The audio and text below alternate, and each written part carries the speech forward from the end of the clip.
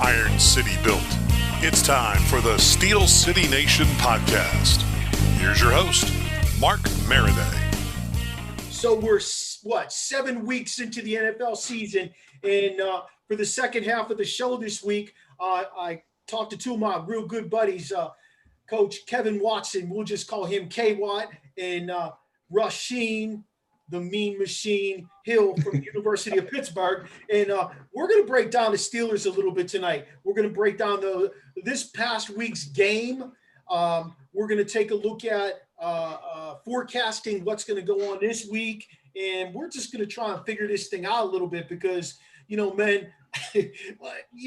scoring first and putting pressure on the Titans was super important. And they came out and did it. They scored for the first time on the opening drive in 24 games since 2018. They insist on building that lead up, and they did. And then all of a sudden, we go into prevent. It's 27-7. We go into what's that mentality, Coach Watson? What is going on? I have no idea. I'm stunned. We do this week in and week out where we just kind of go to sleep and then we don't wake up for something. As soon as we go into that halftime, it's like all of a sudden we come back out and it's like, what are we doing? And I think, do they get complacent? Do they just kind of forget what the task at hand is? I have no idea, but it gets frustrating to, you sit there and you're trying to watch it and it's like, oh my gosh, what are we doing? And the next thing you know, team's back in it. And it makes it tough because now you're the momentum, you can just see it just shift. And, that was Tennessee's motive all year so far. That's what they've done. And that was what was making me nervous. Shane, you think they're putting a little something together in that locker room at halftime, or you think, let's just keep this going, let's just keep riding this? Or do you think they're looking at what they might be changing to? Because it seems to me like they don't come out with an adjustment for their adjustment. What do you think? Well, I think, that's the leadership of the team. I don't know if there's a guy that's going to stand up and say, hey, we need to keep this momentum going. Let's not get complacent with what we've done in the first half. I think, Ben's probably a leader, but he's more probably not as a get in your face, rah, rah, rah type of guy. You probably need someone like I hate to say, like a Joey Porter, somebody who's going, light the fire under them. But, like Watson said, we get up and then I don't know what's going on. I don't know. I don't understand that mentality. I've come a long way with Coach Tomlin. I really have. I've come a long way because I was pretty anti-Tomlin a few years ago, just because he was making the same mistakes over and over again. It wasn't a character issue with the guy. It wasn't is he a good coach in terms of building that camaraderie and getting them rolling? My thing was he kept making the same mistakes over and over again. And we still see some of that, not as much this year. But my thing is, he has got to make sure that he is moving those pieces of the puzzle around, thinking about what the opponent is going to do when you're winning like that, or what the opponent's going to do to counter you if you're coming out and you got to score. And I get it that, he has a defensive coordinator, an offensive coordinator, all that stuff, but he's the man in charge and he needs to be sitting over top of that. And somebody needs to be in his ear telling him, I think he's done better this year, but it's still, we're getting to the end of the third quarter, beginning of the fourth. We're winning by 10 points, 14 points. And I'm still I'm a little nervous here. I'm worried about this. They're moving the ball down the field. We're playing zone behind a 4-man pressure. Yeah. That reminded me of. I got a suggestion. Coach T, listening. Here you go. I got a suggestion. If he is listening, when they come out at halftime, forget, listening to the play caller coming from the sideline. Take Ben, put him on the field, go no huddle. And just watch it's almost like a sense of urgency. Let him go. And then all of a sudden, you start to get that momentum and that feel back because we wait too late and then everything else gets back into it. Yeah. Go no huddle. As soon as we come out of halftime, go no huddle. Just go no huddle. I mean, personally, I think between him and Canada, the offense is rolling like it is because of those two. Now, I'm not going to totally throw it back on Fichtner not doing his job, because I think he's probably better at it this year than he was the previous year. But I think Canada brought in a nice little dimension. We constantly got motion going across that line of scrimmage, whether we're showing that ball on the jet sweep, whether we're tossing it, or whether we're handing it off. I like a lot of the misdirection stuff. I love the counter trade that went the opposite way yesterday. I thought it was beautiful. You sent your tight end. You sent I forget who else they had pulled on that play, and then Connor came back the other way. That thing was a thing of beauty. Speaking of Connor, man, Connor had 82 yards.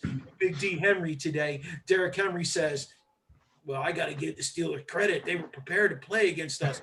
He only had 75 yards on 20 carries, and he had a couple of big chunks out of that. He didn't go out there and rip the Steelers 3, 4, 5 yards at a clip like he had been doing. But my concern is this. You're pushing Connor, but you're not getting enough reps to some of these other guys. 2, 3 reps here, 2, 3 reps there. What happens when Connor gets dinged up and goes down? Does that guy coming in, does he have that chemistry with that line up front? Because I've always been a chemistry guy, and I know coaching with you, Kevin, we need that chemistry. You need that chemistry. What do you think, Rashene? Is that chemistry going to be there, or is he running Connor too hard, setting him up for failure? I think we're running too hard. The year when I think he played with Le'Veon Bell, they shared, maybe Bell went 3 series, then Connor had 1. I just think, it's, at least to me, it seems like it. I mean, we have Connor, we have McFarland, Snell, Edmonds. There's like so many running backs. We're not using any of them. The kid from McFarland, I like to see him get a call. Every time he gets the ball, he bursts through that line. He gets a nice little gain, and then we take him out. Now, I do know he missed the block maybe not this past week, but the week before. They took him out, and that was it. Now, I understand you got to know what you're doing in there. But yeah, I think we got to give some other guys some carries, man, because it's been proven Connor can. I don't think he's played a full season, has he? No, not as long as he's been a Steeler. He hasn't played a full season. He's always missed a couple. Did he play that full season with Bell? Right. Okay. Yeah. I mean, not with Bell. I think we got to. Okay. Yeah, so I think we got to split it up some. I think we got to go maybe give him 2 series and give somebody else 1 or something. I don't know. I don't understand it. I know you guys don't like Samuels. I like Samuels. Anybody? He had a nice carry yesterday. I will say he's probably only had 4 carries the whole season. But the offense has got to be. As an offensive-minded guy myself, as you very well know, the offense has got to dictate to the personnel there. And if you're not setting up plays for those guys, you want to see more of McFarland, great. McFarland should have been the guy running those delayed draws. He could have ran 3 or 4 of those. Imagine that little dude's getting through the line of scrimmage, getting to the next level. He's definitely faster than Connor. There's no question about it. Right. I mean, I give Connor all the credit in the world. I like Connor. Personally, I like the guy. But I don't know. To me, you pounding him like this now, he ain't gonna be around when you need him in the end. That's just my say. I mean, we got the 2 worst Terrell and the running back. We got the worst at.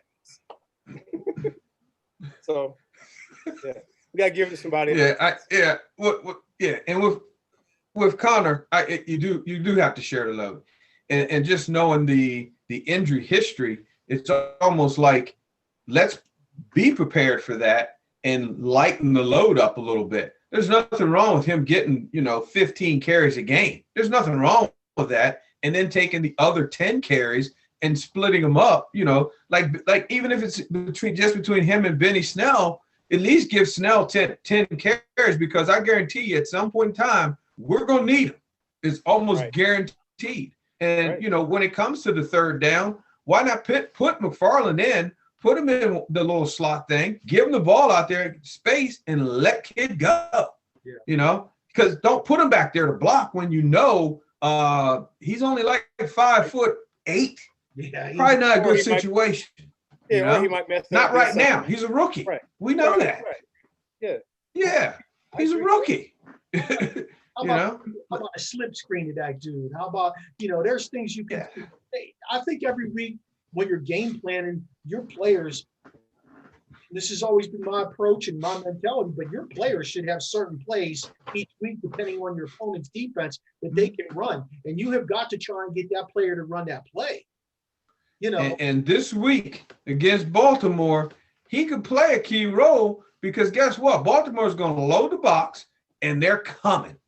He gets to the linebacker level, it could be a wrap. And I'll tell you exactly where you send him. What's the guy's name they just grabbed from Minnesota? The guy Minnesota got from Yannick Ngwo, Wahoo or whatever his name is. The man cannot get out into the flats. He cannot get the flats. And that's a big thing. Even though he's a rush end, you can go after him over there.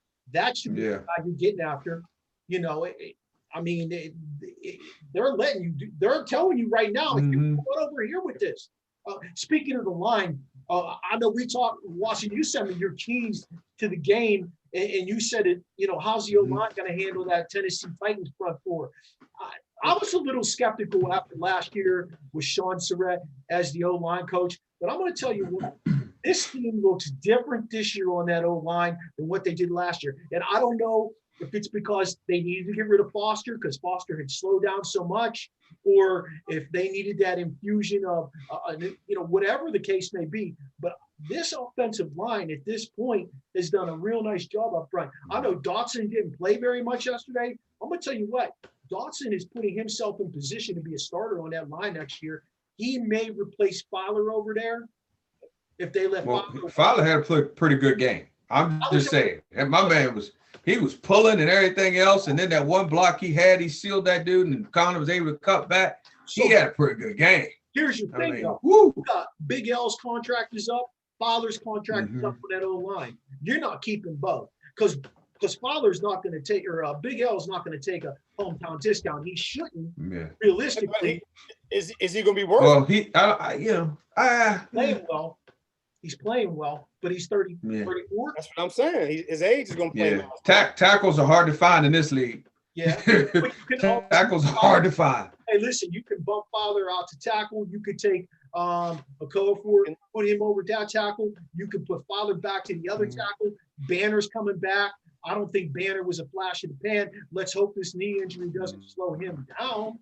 You know, he makes me a little nervous. He's a little too social on social media for me. But I also like how hard he works.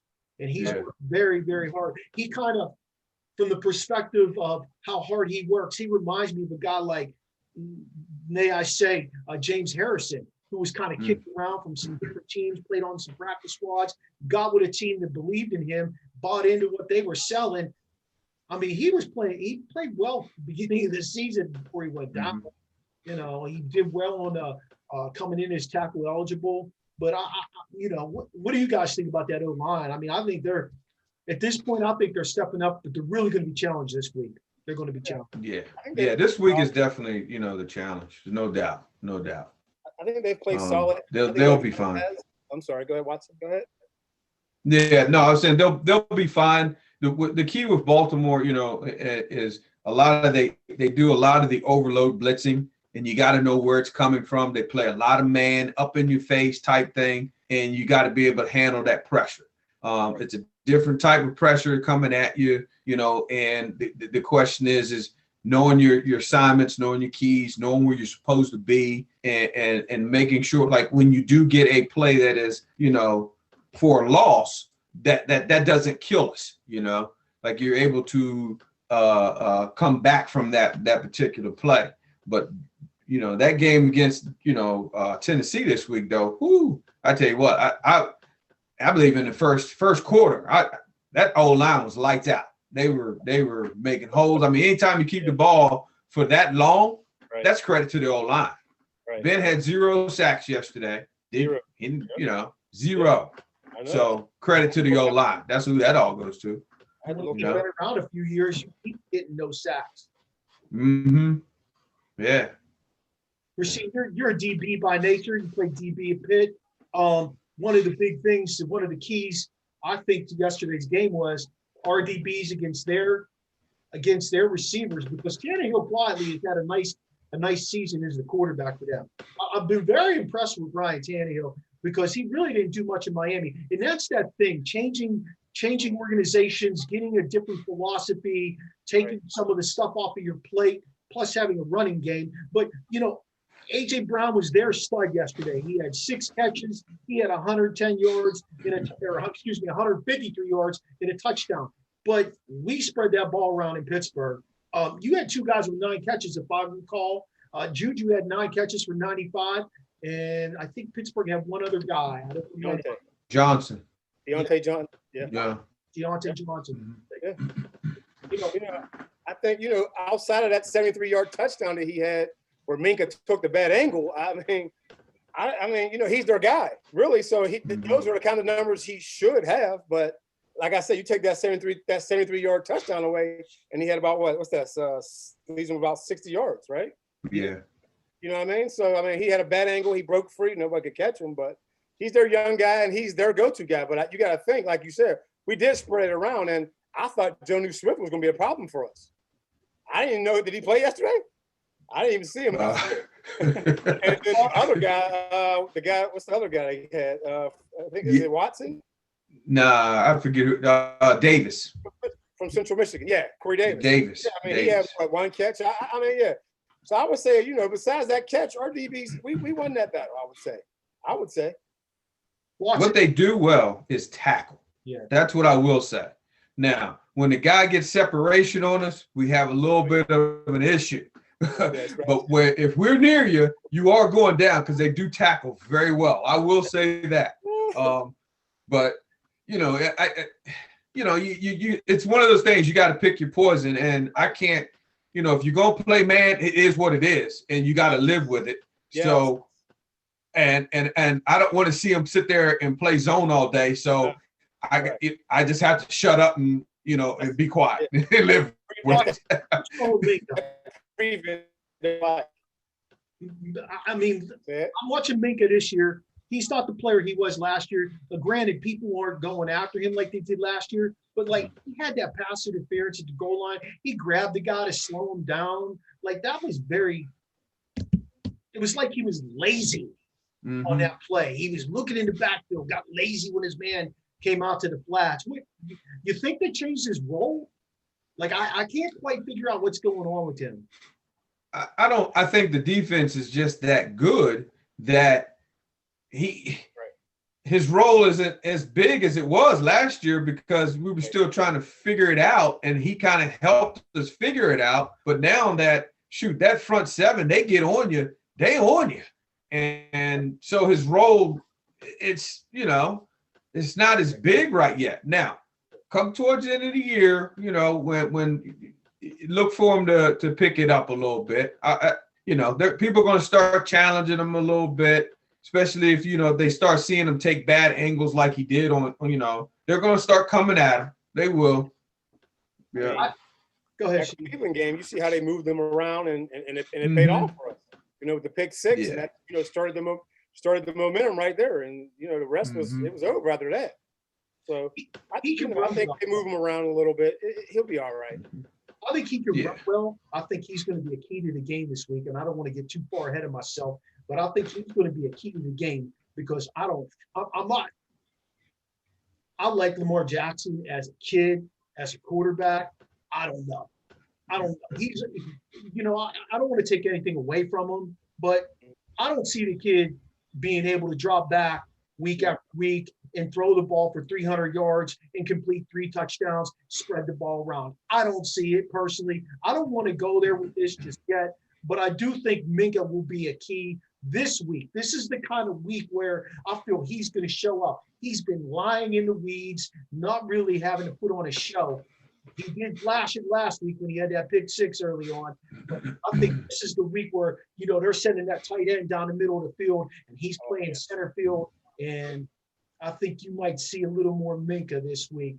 Me personally, that's where I'm with it. But like you guys, I'm not down on him at all. I think that defense in and of itself. And remember, we're playing without Devin Bush, who quietly was having another really good sophomore. He was having a good sophomore campaign. So we'll see what happens with those guys this week now. Speaking of guys who are going to pull out of the shadow. I think our special teams are going to be huge this week too. I like Ray, man. Ray. Oh, Ray. Get after it. It doesn't Now, matter. what I need for Ray to do though is I need for Ray to finish these things off, because that's twice now he's gotten caught. All right, Ray needs a little track in his life. You know what I Come saw? on, Ray. I'll tell you what I saw though. I went back and looked at that play. I stopped my. That's why nobody watches football in my house with me, because I go back and look at it, and I watched what the punter did, and the punter completely took a different angle because he saw the guy coming from the other side, and he figured, I'm going to cut this off, and he's going to come make this tackle. He did. The punter actually did a good job of shutting that play off, and then nobody, unless you're a football guy or you watch football differently, like we watch it because we were football guys, nobody probably paid much attention to that. But I agree with Ray. I like Ray. Oh yeah. Anytime you have two first names like that. Ray. Yep. All kind of special. I think you're playing with you might be playing with fire and Deontay Johnson back there like that, because he seems a little soft sometimes. Like he get nicked up easy. He got nicked up yesterday. He came back in. Well, that's one of those things where you get an injury and then they just keep coming and you can't seem to get rid of them and you can't get healthy. And if you've never really been hurt before, then it's like, okay, how do I get out of this? You know, and that's where he's probably sitting at right now, because he's hurt again. And it's like, oh my gosh, you know, he's probably in a phone. Yeah, well, and he's thin. He's not the thickest thing, you know. So, you know, I could give him if he needs a little something. I give him a little belly. Hey, anything is better on special teams than Switzer, man. You know. Hey, we do not hear Danny Smith's name at all this year about how bad those special teams have done to this point. I'm going to knock on wood right now and be thankful for that. You know, I mean, I'm just thankful for that. That's all. Yeah. And he's got some players on the special teams too. I'm the one dude, he flies down the field. The Highsmith kid, he flies down that field. I mean, it is full speed. Yeah. I mean, dude's just looking to run into something. Yeah. It's wild. I watched him yesterday. I mean, he's just looking for collision. Yeah. Hey, that's how Dangerfield's sticking around. That's how Dangerfield sticks around, because he's certainly in big time reps playing safety. Yeah. You know, I mean, they're going to go out and get something. Terrell Evans plays safety. If Dangerfield can't beat him out. I'm not going there. Yeah, we're not doing that. We're not going there. Hey, we're not going there. He was just real nice. He looked real good. Hey, speaking of special teams, dude, we're seeing your boy the Hammer. The Hammer. Spillane, yes. How about the hammer on the goal line? I did see the hit. Yeah, I saw that. That was. I tell you what, if you want to play linebacker and want to know how to feel, that's how you feel it. There's no doubt about it. That was textbook. I didn't know it was him until I seen the replay. Yeah. Said, look at the hammer. I'm curious to see what they say about him, if he's going to be active for this week. I know they said Ulysses Gilbert replaced him and stayed in the game at that spot, because they were basically in a nickel the rest of the way because they had to throw the ball. And because they don't have any other inside linebackers. There's nobody else. Yeah. Right. I've been hearing about this Allen kid for like 3 years. Is he going to play at that? Is he going to play on third down or what? Marcus Allen? Nah. Yeah, okay. Well, see, they kept talking about him, like you said, like he's going to come down into the box. He's a bigger body from safety who can come down into the box. Last 2 years they've been saying that. Still haven't seen it. Never. Still haven't seen it. Never. I say, like this week, for example, what's the plan? You know, what's the plan? Not to get ahead, but, you know, that's a concern for me going in for this week. I just, you know, and that's to go a back concern. on what you said, what we were talking about last week when we said we should bring somebody in so they get acclimated. Now you bring somebody in tomorrow.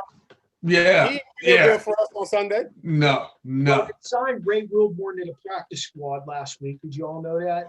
They Who? Exactly. That's what they do. They promoted Mondo. They promoted Henry The tank Rondo, Yes. who got double teamed on the kickoff. Did you all see that one? Uh-uh. Everyone got double teamed on the kickoff by two linemen up front. So, but he had that nice block down at the goal line. But Yes, he did. they promoted him, and they signed Ray Wilborn as a practice squad linebacker. So I'm not sure what the mentality is there. I'm not sure. They're sitting on $10 million, but I'm not sure where they are with all this.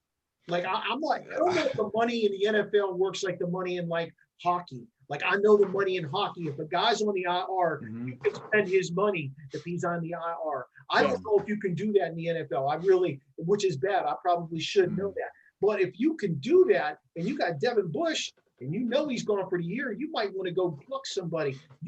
I know we talked about Avery Williamson and a couple of other guys out there. There's two guys. They got expiring contracts. They're 25. I mean, they were both, I think, first round picks. And shoot, like I said, Jets, they're getting rid of people like, Yes. just getting rid of them. I mean, it's not like he's not available. Right. Like you could probably for what, a 5th round pick, which 5th round picks they might not make your team. You don't even know. Well, so you're not going to get the pick back next year, but with some of the guys you're going to lose because you're going to have to cut bait with some of these guys. You're not going to be able to sign every one of these guys. No. You got a lot of expiring contracts this year. You're going to have to make some decisions from that perspective. But with some of these expiring contracts, you're going to have some money to make some plays. But I don't know. I think they want to keep that $10 million as free as possible. I think they're going to go back in, and again, we'll talk about this at a different time. The problem with that, guys, is that's like to use teachers. You can't have a substitute teacher. Yeah. I mean, we're already at the third now. We're at the third linebacker. Yeah. We can't have a substitute linebacker.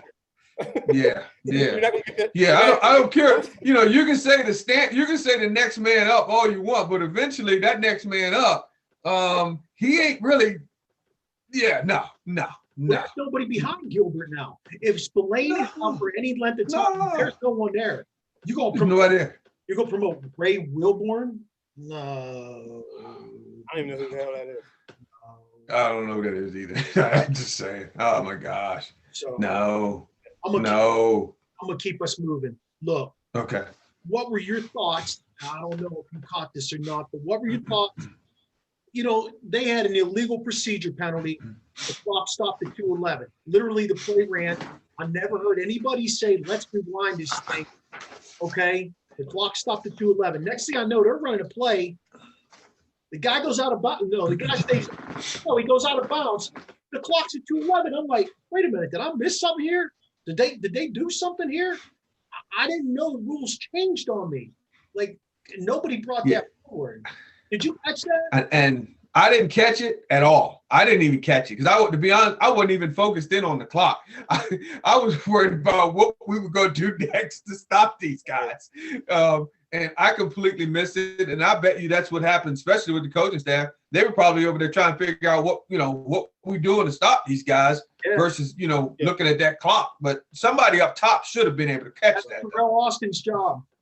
That's Terrell Austin's job. Mm-hmm. I'm telling you. But he's also watching the DBs too. So. Oh, okay. Yeah.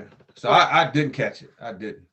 Let's grade this out. We got about 8.5 minutes left in the show. Let's grade this out. Okay. Quarterback, what are you giving him, Marty? Quarterback? Yeah. C. Yeah. Yeah, C. It's 3 interceptions. I mean, to be honest with you, if we hadn't won, it would have been a D. But I'm gonna give him a C. Sheen? Man, I'm gonna go at least a B minus. I mean, the one intercept he threw at the end of the half, so that was he just threw it up. But his decisions. Sometimes, but we shouldn't have thrown that though. We should have been getting 3 points. Yeah, we could have. You're right. Yeah, okay, regrade. C. You're right. I'm giving it a C too. He read Tampa 2 on that end zone pass to Juju. He read Tampa 2. Yeah. He didn't have enough field to go to Juju. Juju's getting covered by a linebacker. That's all perfectly well and good. But he had 4 guys converge plus the short field in the NFL from the 30 in. from the 20 in, whatever it was. Running back game. Running back, Rashene. I know Connor had 82 yards. He outrushed Derrick Henry. Yeah, I'm gonna go B. B. I'm gonna go B. Waddy? I'm a B. Yeah. I'm going to go B- because I think we should have got something out of Snell. I think we should have got something out of McFarland when they came in the game. Samuels only had one catch. He comes in at the goal line. I'm not exactly sure why they bring him in at the goal line package. I'm going to go B-. I wouldn't even go high C, C+, because I think somebody else needs to step up. If Connor's going to get 82 yards from you and you are only going to get 6 or 7 carries, you better come away with about 25, 30 yards. So that's just how I feel about it. How about receivers? I'm going to go A. I'm going to go A right there. The only catch that should have been caught was the one Deontay dropped going into the end zone. He had his hands out. You got to look that thing in there. One of the Pittsburgh beat writers said, would y'all be fired up if AB? No, he said, y'all wouldn't be fired up because AB would have made that catch. And I said, why are you still talking about it? I had to tweet him back. Why do we care about that guy? He's been going for 2 years. Yeah. But I'm great today. I'm great. He's a good grade. I gave it a B. I gave it a B. B. Yeah, and I'm going B because I'm still looking for a little bit more downfield game.